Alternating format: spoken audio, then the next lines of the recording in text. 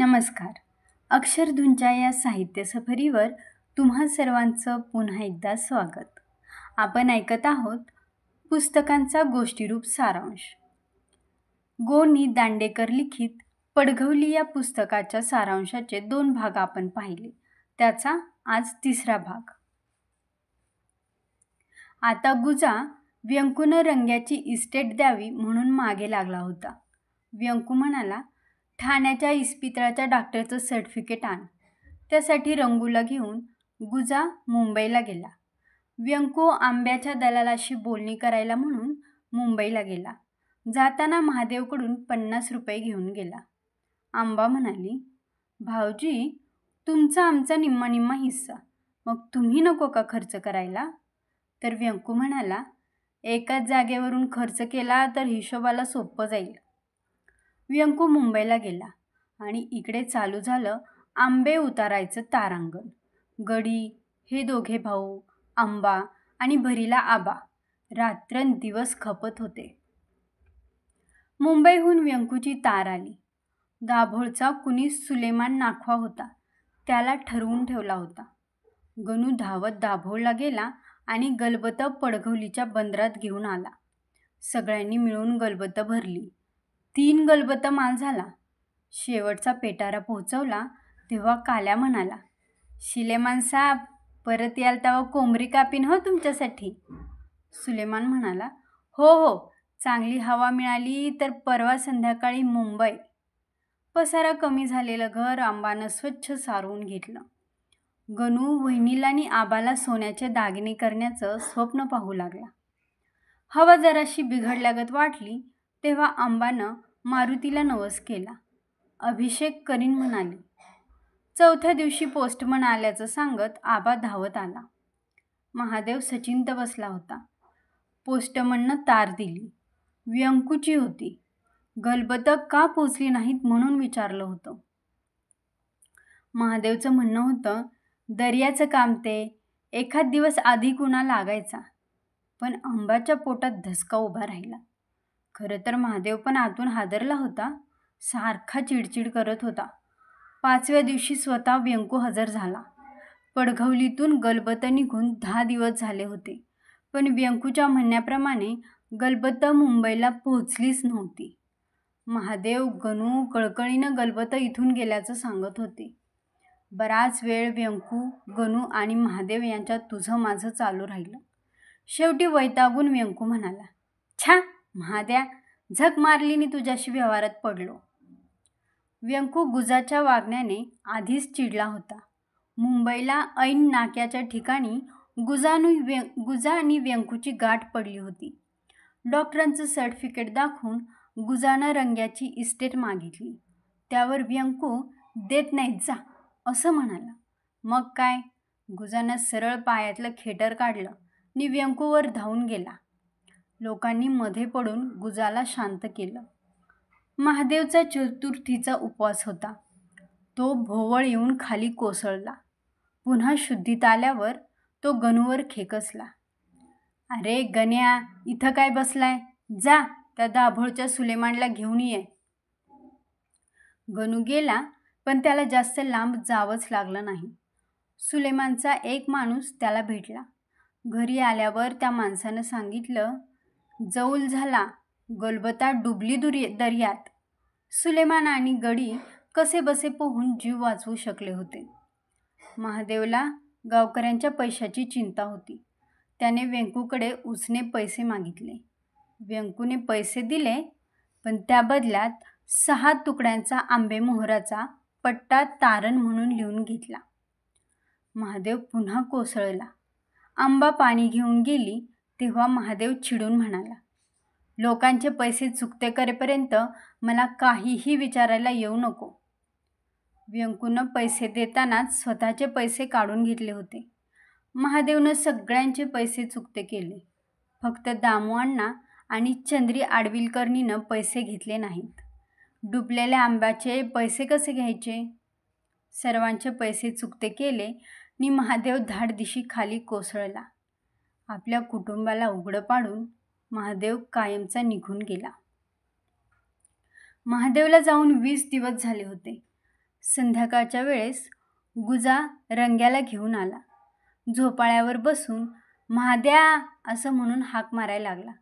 कोणीच ओ देईन असं पाहून आत गेला. आंबा रडत होती. गणूही आला. महादेवबद्दल ऐकून गुजाही रडायला लागला.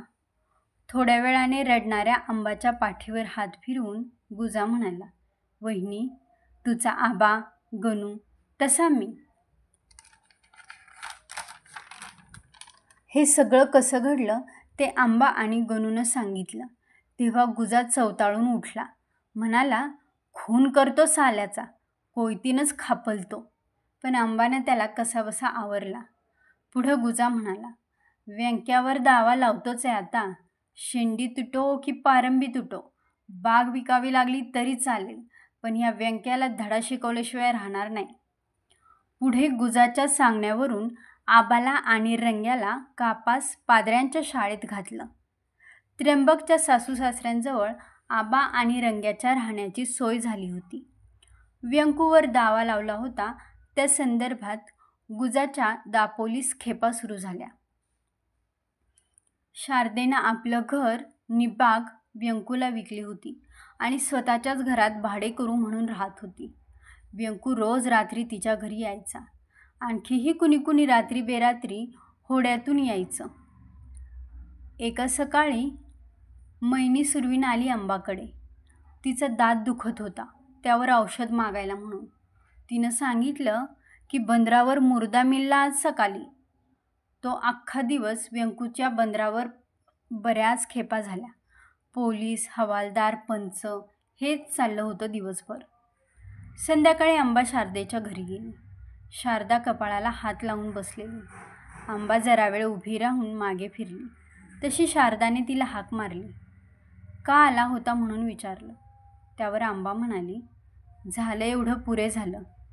तू गाव सोडून जाशील तर डोंगरा एवढे उपकार होतील. शारदा जाते म्हणाली. रात्री अंबाला काही झोप लागेना. आपलं काहीतरी चुकलं असं तिला वारंवार वाटत होतं. ती तशीच उठली. शारदेच्या घरी निघाली. तिच्या घराजवळ जाते तर घरातून व्यंकूचा आवाज येत होता. अंबा तशीच रागाने माघारी फिरली. दुसऱ्या दिवशी संध्याकाळी शारदाची मोलकरीण पोपटाचा पिंजरा घेऊन आली. नी म्हणाली, बाय, यावरा सांभाळायला सांगितलाय बाईंनी. पिंजरा ठेवून व्यंकूला शिव्या शाप देत रडत रडत मोलकरीण निघून गेली. ते पाखरू सारखं शारदा शारदा करायचं. काहीही खात नव्हतं. रात्रभर ओरडून पहाटे त्याचा आवाज शांत झाला. सकाळी पाहते तर त्यानं प्राण सोडलेला. गणूनं घरामागं खळगं करून त्याला पुरून टाकलं. दामोअण्णा घराला कुलूप लावून मुलाकडे राहायला गेले. बागेकडे गड्याला लक्ष ठेवायला सांगितलं होतं. आबा सुट्टी दिवशी घरी यायचा, पण त्याला इथं करमायचं नाही. पुढं गुजाच्याच सांगण्यावरून रंगू आणि आबाला मुंबईला शाळेत पाठवलं. तिथं त्र्यंबकच्या चुलत सासूसासऱ्यांकडे त्याची राहण्याची सोय झाली. कोर्टाच्या तारखेवर तारखा चालूच होत्या. हळूहळू सगळा गाव मोकळा होत होता. बोटावर मोजावीत एवढीच लोक गावात शिल्लक राहिली. व्यंकूच्या बागेला पाणी कमी पडत होतं. त्यानं शारदाची बाग घेतली होती. त्यात भलं मोठं ते जुनं वारूळ होतं. कुणा पानाड्यानं तिथंच भरपूर पाणी असल्याचं सांगितलं. त्याने दाभोळहून गडी आणले नि वारूळ उकरायला सुरुवात केली. गुजा म्हणाला, अरे व्यंक्या, बापजाद्यांनी नागोबाचं ठिकाण म्हणून हात न लावता तसंच ठेवलं होतं ते वारूळ. खणू नकोस ते. त्यावर व्यंकू म्हणाला, जा फिर्याद लाव माझ्यावर. वारुळातून भला मोठा नाग फो फो करत बाहेर धावला. त्याला सर्वांनी मिळून मारला. त्या पाठोपाठ दुसरा आला, त्यालाही मारला. त्यातली अंडी फोडली. काही अंड्यातून वीत वीत पिलं निघाली. तीही धरून चेचली.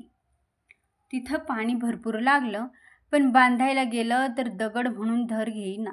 शेवटी व्यंकूनं नाद सोडला, विहीर बांधायचा. मारुतीचा उत्सव जवळ आलेला. परगावी गेलेली लोक यायला लागली. गावात नाटक करू या विषयावर चर्चा करण्यासाठी मारुतीच्या देवळात बैठक बसली. बैठकीत उत्सवाचा विषय नाटक, प्रोज नाटक, ऐतिहासिक नाटक इथून सुरू होऊन कीर्तनापर्यंत आला. व्यंकू म्हणाला, शिरढोणकर बुवाला बोलू. काय लावण्या म्हणतो बुवा, आ हा हा हा हा. कीर्तनात लावण्या? हे काही गुजाला पटलं नाही. तो म्हणाला, हे पहा व्यंक्या, उत्साह आहे मारुतीचा, तेव्हा लावण्या म्हणणारा बुवा नापास. वायकर बुवा बोलवायचा. या दोघांच्या भांडणात यादवनानांनी मध्यस्थी केली. ते म्हणाले, बुवा गुजा म्हणेल तो बोलवायचा. आणि शिवाजीचं नाटक ठरलं होतं. त्यात शिवाजीचं काम व्यंकू सांगल त्याने करायचं. हे सर्वांनी मान्य केलं. वर्गणीच्या विषयावर बरीच घासाघीस भांडणं झाली, पण शेवटी आलं सगळं सुतावर. गुजानं मुंबईहून आबा आणि रंग्याला देखील बोलावून घेतलं. बनवंस पण आल्या होत्या.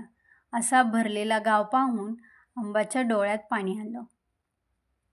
नाटकाच्या पात्रांची निवड व्यंकूच्या घरी त्याच्या मनाप्रमाणे ठरली.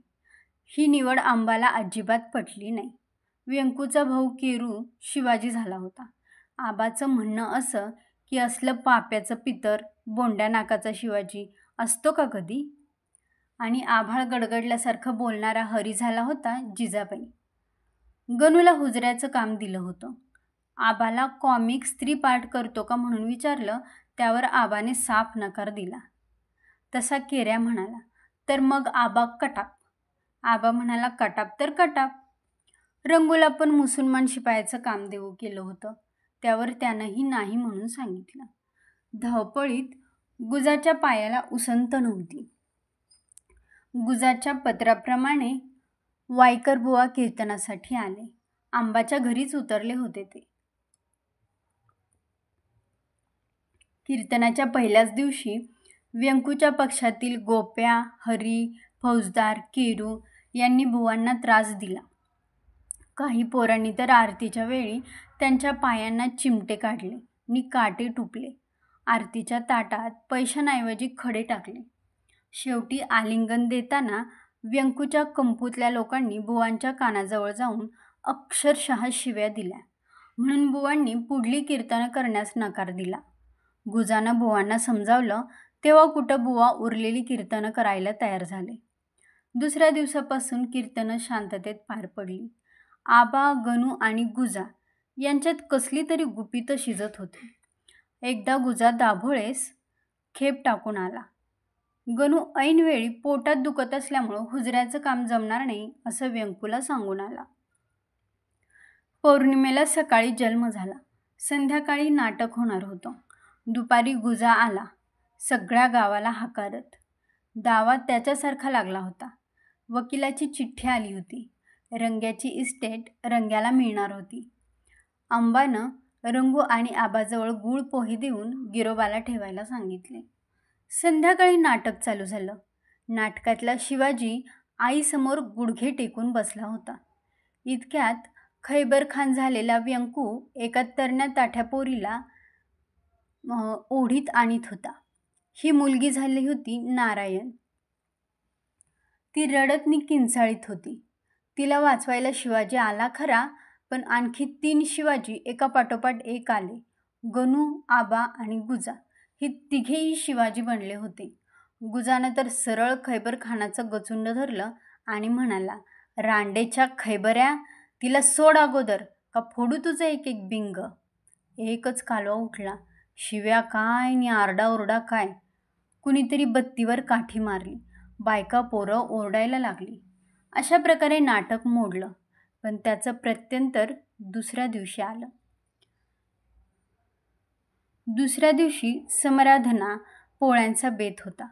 देवळाजवळ सगळ्या बायका जमल्या. भराभर तवे टाकले आणि एवढा मोठा ढीग रचला पोळ्यांचा. बायकांनी डावं उजवं वाढलं. अळवाची भाजी, आमटी, भात, पोळ्या, सगळी पानं सजली. भरल्या पंक्तीतून व्यंकू ताडकन उठला आणि यादवनानांना म्हणाला, आम्ही जेवावं असं जर तुम्हाला वाटत असेल तर गुजाला उठवा पंक्तीतून. यादवनानांनी कारण विचारलं, तेव्हा व्यंकूनं सरळ गुजा आणि आंबाच्या चारित्र्याला डाग लागेल असं भाष्य केलं. आबा आणि गणूला लोकांनी कसंबसं आवरलं, पण गुजा साक्षात मारुतीचा अवतार, तो काय आवरतोय कुणाला? तो चित्त्यासारखा उसळला तो थेट व्यंकूच्या उरावर. व्यंकूचं डोकं खांबावर आदळलं. खोक पडली. गुजानं पुन्हा डोसकं धरून दणादणा आपटलं. यादव नानांनी मध्यस्थी केली. अरे गुजा, तू शपथ घेतली गुरुजवळ. झक मारली शपथ. यादव नानांनी हात धरला तेव्हा वर पाय देऊन गुजानं व्यंकूचा हात काडदिशी मोडला. जा, आता कर फौजदारी माझ्यावर. पुढे दापोलीहून डॉक्टर आला. त्यानं व्यंकूला औषधं दिली. नंतर त्याला डोलीत बसवून कापास नेलं. गुजावर फौजदारी केली. वॉरंट येऊन गुजाला पोलिसांनी पकडून नेलं. भिकुनाना जामीन राहिले. गुजा घरी आला. त्यानं आबा आणि रंगूला मुंबईस पाठवून दिलं. रंगू आणि आबाला होडीत बसून गुजा परतला. नि येऊन मागल्या अंगणात तुळशीपाशी बसला. आंबाला हाक मारून भरल्या गळ्यानं म्हणाला, तुझ्या मनात माझ्याविषयी काही संशय आहे का? आंबा म्हणाले, भाऊजी, आता अधिक अंत पाहणार असाल तर मी उंबरट्यावरून डोसकं फोडून घेईन. हा, मग म्हण, तुझा आबा गणू तसा मी. हो भाऊजी, तुळशी साक्ष सांगते. आबा, गणू भाऊजी तसे तुम्ही. नि मग दोघेही खूप वेळ रडत राहिले. गुजानं खटला भांडायचा नाही असं ठरवलं होतं, कारण त्यासाठी आंबाला कोर्टात उभं राहावं लागलं असतं. गुजाला 9 महिन्यांची सक्त मजुरी झाली. व्यंकू काही उठत नव्हता. तो भ्यायचा, आरडाओरडा करायचा. त्याला म्हणे गिरोबा दिसत होता. एका सकाळी आंबाच्या अंगणात ही गर्दी जमलेली. 4-6 मुसलमान म्हाताऱ्या आणि 4-6 पुरुष. गणू म्हणाला, वहिनी, हे तुझ्याकडे आलेत. त्यांच्याबरोबर एक मेणा होता. त्यातून एक दुखणकरी आंबाच्या पायावर घालायला आणला होता. त्यातला एक म्हातारा म्हणाला, बीबीसाब, आम्ही तुमच्याकडे इलाव पीरबाबाच्या सांगण्याप्रमाणे. त्यांनी मेण्यावरचं कापड काढलं. त्यातून त्यांनी सुलेमान नाखवा आणला होता. त्याच्या अंगाचा सापळा झालेला, भूतासारखा दिसत होता तो. धापा टाकत त्यानं आंबाच्या पायावर डोकं ठेवलं नि खोल आवाजात म्हणाला, रहेम, रहेम खोतीनबाय, रहेम. आंबाला काहीच कळेना. तेव्हा तो आधीचाच म्हातारा म्हणाला, हिथं एका आंब्यावर पीर बाबा आहे ना? गणू म्हणाला, गिरोबा. हां, आम्ही लोक पीर बाबा म्हणता, तुम्ही गिरोबा म्हणता. तो रोज रात्री याच्या छातीवर बसताय. म्हणताय का परघवलीला खोतिनीची माफी माग. पुढं त्यानं सांगितलं की खूप वर्षांपूर्वी मुंबईला जे आंबे पाठवले होते ते काही बुडले नव्हते. ते सुलेमान आणि व्यंकू खोतानं विकून खाल्ले होते. आंबानं त्याला माफ केलं. मग त्या मंडळींनी सुलेमानला पुन्हा डोलीत बसवला आणि ते लोणचांब्याकडे गेले. इकडे व्यंकू आजारीच होता. डोक्याची खोक बरी होते असं वाटलं, पण पुन्हा वाढली. तिच्यात किडे पडले. तो रात्रंदिवस आरडाओरडा करायचा. गिरोबा दिसतोय म्हणायचा. एका सकाळी व्यंकू कुठेच दिसेना. शोधाशोध केली तर जिथं अक्कीनं जीव दिला होता तिथंच व्यंकूचं प्रेत सापडलं, गुडघाभर पाण्यात. गणू जायला तयार नव्हता, पण आंबानं त्याला समजावलं. म्हणाली, भाऊजी, माणूस गेलं आणि हेवे दावे संपले. जा तुम्ही, ऐका माझं. व्यंकूनं जाताना पत्र लिहून ठेवलं होतं. त्यात अपील केले ते काढून घ्या म्हणून सांगितलं होतं. एका संध्याकाळी काल्याची सून बाळंत व्हायची होती म्हणून आंबाला बोलावलं. तिची सुटका केली तोपर्यंत दिवस उजाडला होता. घरी येताना सड्याची उतरण उतरत असताना सगळा ब्राह्मणवाडा नि बागा स्पष्ट दिसत होत्या. आंबाला वाटलं, हीच का आपली पडघवली, का तिचं भूत हे? ओसाड झालेल्या बागा, उदासवाणी घरं, कधी काळी गंगेसारख्या वाहणाऱ्या पर्ह्यात ढोपरभर पाणी उरले. ठोसराच्या बागेचं तर केवढं वैभव, पण सगळं गेलं. स्वतःच्या बागेकडं तर आंबाला पाहावंसच वाटेना. शारदाची बाग पाहून आंबाला तिची आठवण आली. तिला कडकडून भेटावं नि पोटभर रडावं असं तिला वाटलं. तिच्या डोळ्यापुढं धुकं पसरल्यासारखं झालं. त्या धुक्यात डोक्यावर बोचकी घेऊन गाव सोडणारी माणसं गावाकडे वळून वळून पाहत होती, रडत होती नि पुढे जात होती. बोटीत बसत होती. एकदा गेलेली माणसं पुन्हा येत नव्हती. ती घरी आली तर परशुरामाच्या उत्सवाहून कीर्तनकार परतले होते. त्यातले सासवडकर बुवांचे एक शिष्य होते.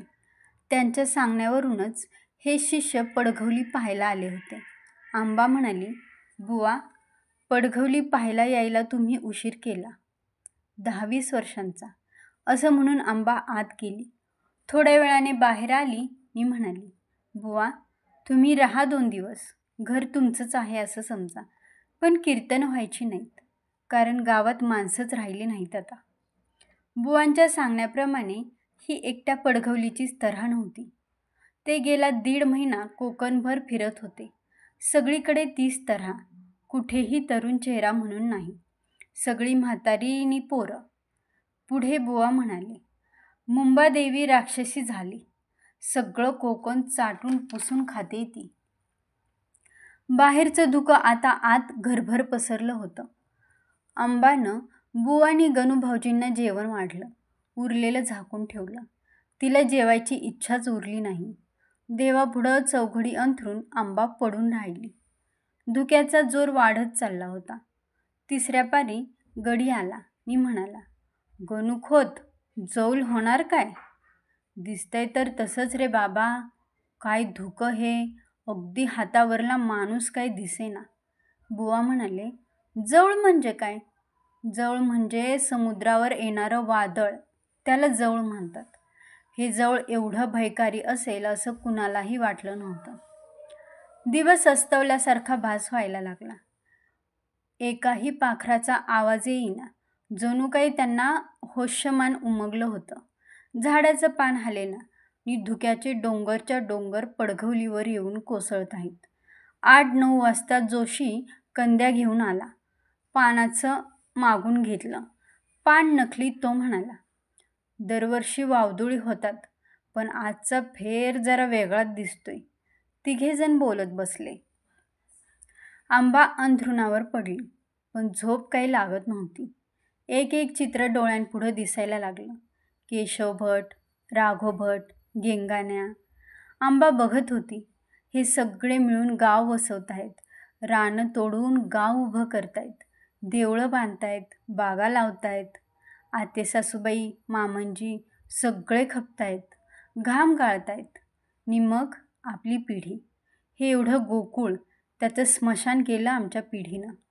2रा दिवस उजाडला, पण आदल्या दिवसापेक्षा जास्त धुकं.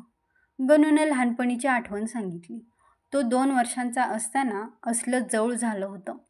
त्याच्या आईनं त्याला ते सांगितलं होतं. गणू बुवांना म्हणाला, बुवा, हे खरंच आमच्या पापाचं फळ असेल का हो? त्यावर बुवांनी शास्त्रातलं एक उदाहरण देऊन गणूला पटवून सांगितलं. संध्याकाळी बनवंशची आई आली. म्हणाली, सुनबाई, जवळाचा रंग दिसतोय गो. भारीच पाऊस कोसळायला लागला तर माझी वासरी मी तुझ्या औषधात बांधीन हो. यावर आंबा म्हणाली, बांधा की, त्यात काय विचारायचं, नाहीतर आत्ताच बांधा वासरी. आणि तुम्हीही इकडेच या झोपायला, एकट्याच तर आहात. पण त्या नको म्हणाल्या. त्या गेल्या. जेवणं उरकली. पुन्हा जोशी येऊन बसला. गणूनं आपलं नि बुवांचं अंथरूण ओटीवर टाकलं होतं. थोड्या वेळानं सू सू असा आवाज यायला लागला. आंबानं गणूला अंगणात काय भिजण्यासारखं आहे का ते पाहायला लावलं. वारा सुरू झाला. सगळी झाडं हलायला लागली. नको नको म्हणताना जोशी घरी जायला निघाला. गणूनं अंथरुणं आत घेतली. तो वाऱ्याचा आवाज एवढा वाढला की कोणाचं कोणाला ऐकू येईना. तेवढ्यात कडा कोसळावा असा आवाज झाला. एकामागं दुसरा, दुसऱ्यामागून तिसरा. एकदा आंबाला वाटलं आपल्या दारातलं कलम मोडेल, पण पुन्हा तीच मनाला म्हणाली, एवढी मोडतायत, त्यात तेही. बरं होईल, पडघवलीच्या नाटकाचा शेवटला अंक तरी संपेल. कथेकरी बुवा चांगलेच हादरले. स्तोत्र म्हणायला लागले. दाराचा अडसर करकरायला लागला. गणूनं दारामागं उखळी लाकडी पेटी लावली. कानांचे दडे फुटतील असा गडगडाट आणि त्यामागे गारांचा पाऊस सुरू झाला. बुवांनी कंदील स्वतःजवळ घेतला. त्यांचं ब्रह्मज्ञान जगाला सांगण्यापुरतंच होतं तर.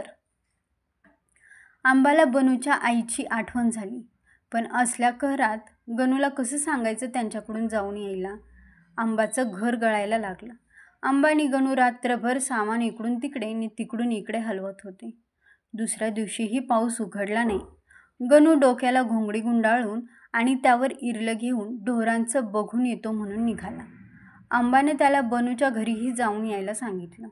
गणू जाताच जोराची वीज कडाडली. आंबा किंचाळली. भाऊजी, अहो भाऊजी. तिला मोठ्यानं रडावं वाटलं, पण थोड्या वेळाने गणू परतला. त्याची ढोरं गारठली होती. बनूचं दार वाजवलं, पण आतून साद आली नव्हती. बुवांची बोलतीच बंद झाली होती. 4 घास खाऊन अंथरूण धरायचे. रात्रीचे बुवा उठले आणि भेदरलेल्या स्वरात म्हणाले, प्रळय म्हणतात तो ओढावला वाटतं. आता माझं कसं होईल हो? बायका मुलं तिकडं घाटावर, मी इथं. असाच वाहत जाणार वाटतं. थोडा वेळ थांबून पुन्हा म्हणाले, दाभोळला मी चिंटूभाऊ गोगट्यांकडे आरतीचे पैसेनी बिदागी ठेवली होती, दाभोळच्या राम मंदिरातली. यावर गणू हसत म्हणाला, बुवा, आपण जर वाहत गेलो ना तर दाभोळ काय वाचत नाही. पैसे मिळतील, पण परलोकात, तिथं खर्चायला होतील ते. पहाटे पुन्हा वाऱ्याचा जोर वाढला. ब्रह्मांड कडाडल्याचा आवाज झाला. गणू ताडकन उठला. कलम कोसळलं. आंबाने त्याचा हात धरला आणि अंथरुणावर बसवत म्हणाले, काय व्हायचं असेल ते होऊ द्या. आपल्या म्हणण्याने ते थोडीच थांबणार आहे. पहाटे वारा, पाऊस सगळं शांत झालं. स्वच्छ उजाडलं. पाहते तर हरी दारात उभा. म्हणाला, रांडेची आमच्या दारात मारायची होती. कोण?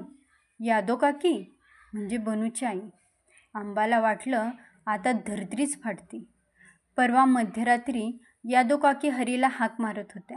गणूच्या औषाच्या वाटेत पाणलोट वाहतोय म्हणून वासरीत तुझ्या पडवीत बांधते म्हणत होत्या. त्या तासभर हाका मारत होत्या, पण भिजलो तर खोकला होईल म्हणून हरीनं दार उघडलं नव्हतं.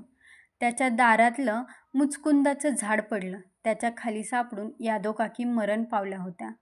आंबा तिच्याकडे धावत सुटली. यादव काकी तशाच पडल्या होत्या. वासरीची दोरी अजूनही हातातच होती.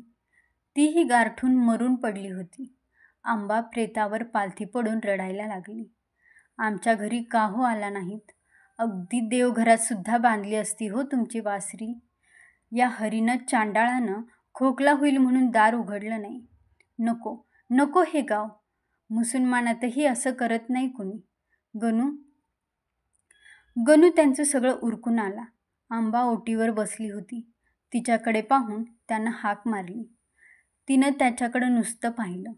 तिच्याजवळ येऊन भरल्या गळ्यानं गणूनं हाक मारली, वहिनी. त्याच्या खांद्यावर डोकं ठेवून आंबा रडायला लागली. गणूही रडायला लागला. थोड्या वेळानं आंबा म्हणाली, मी जाते. कुठं? कुठं तरी. मुंबईला जाते आबाकडे, तिथून काशीला. डोळे पुशीत गणू म्हणाला, जा वहिनी. 4 दिवस बाहेर जाऊन आलीस तर बरं वाटेल तुला. 4 दिवस? नव्हे भाऊजी, आता परत येणे नाही. आंबा जाणार कळलं तसं सारा कुळवाडा धावला. त्यातल्या कुणाची बाळंतपणं केली होती, कुणाला औषध पाणी दिलं होतं. कुणी म्हणालं, वहिनी मलाही ने बरोबर. काल्याची बायको म्हणाली, सासूबाई तुम्ही गेल्यावर आमचा कोण व करील? पण आंबाचा एकच ध्यास, तिला इथं राहायचं नव्हतं. आंबा येणार म्हणून बुवांना आनंद झाला. ते म्हणाले, इथं कीर्तन झालं नाही, पण मुंबईस ब्रह्मनिरूपण ऐकवतो तुम्हाला. त्यावर गणू म्हणाला, ते सावकाश ऐकवा, पण जाताना दाभोळला गोगट्यांकडून पैसे घ्यायला विसरू नका. आंबानं बांधाबांध केली. पोह्याचे पापड, आमसुलं, कडवे वाल. गणू आणि गडी मदत करीत होते. दारातलं मोडलेलं कलम पाहून आंबाला वाटलं, पडघवलीच मोडली आता. संध्याकाळी गणूनं भात करून आग्रहानं आंबाला दही भात खाऊ घातला. बोट रात्री 12ला सुटणार होती. 8:30 वाजता गडी, त्यांच्या बायका, कुळं, त्यांच्या म्हाताऱ्या सगळेजण गोळा झाले. वहिनीबाय, लैंदी राहू नका बरं काय, लवकर या. असं म्हणायला लागले. गणू म्हणाला, चलायचं वहिनी. आंबा निघाली. घराकडं पाहिलंही नाही. गावातलं एक एक घर मागं पडत होतं. लहानपणी सतीच्या ओट्यावर दिवा लावायला गेलेली तो प्रसंग आठवला. माणसं बरोबर येत होती पोचवायला. वाटेत झाडे पडली होती. आंबाला कोणीतरी उसासे टाकते असा आवाज आला. गणू म्हणत होता, चल वहिनी, पाय उचलायला हवा, बोट मिळाली पाहिजे.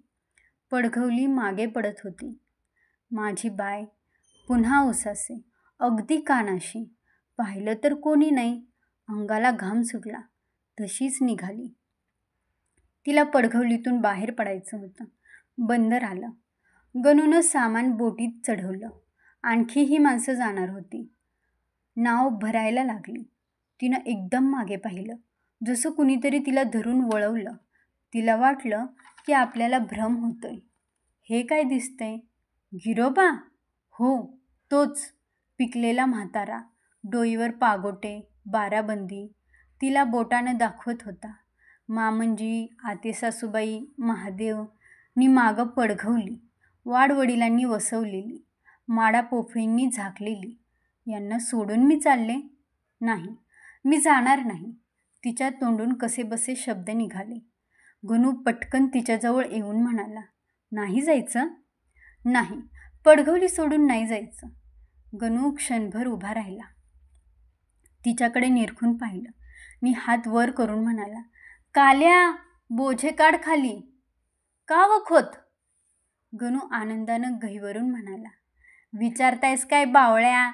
वहिनी पडघवली सोडून जायचं नाही म्हणते. तर ही होती अंबाची आणि तिच्या पडघवलीची कथा. तुम्ही हा कथारूप सारांश ऐकला, पण मनाला स्पर्श करणारं हे पडघवली पुस्तक नक्की वाचा.